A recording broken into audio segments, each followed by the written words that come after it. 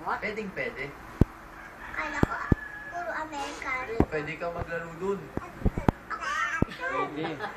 Ang tagal mo bago ka Mas makakapag lang pang basketball eh, oh. Lalaki ka pa. Ano ba yan, Mak? Binugahan mo na ng lawa. Oh. Pwede ba Ginagaya pang niya yung basketball? kuya niya. Pwedeng pwede pa rin. Kaya kailangan mo kulay ka. Pag tumangkad po ako, Matutulog. Oo. Kakain ka na kakain. pwede po ba basketball sa mga babae? Pwedeng pwede. Marami tayong mga magagaling na basketball players na babae din.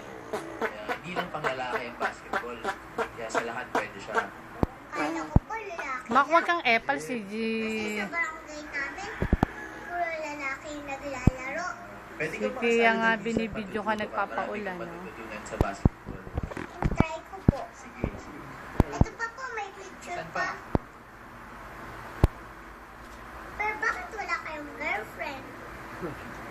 Number Wala pa 15. eh. Number Wala 15. pa. Naghihintay lang.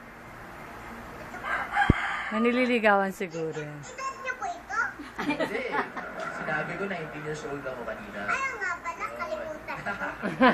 Pero yan, 15 number ko sa basketball yan. Pati nang nga po.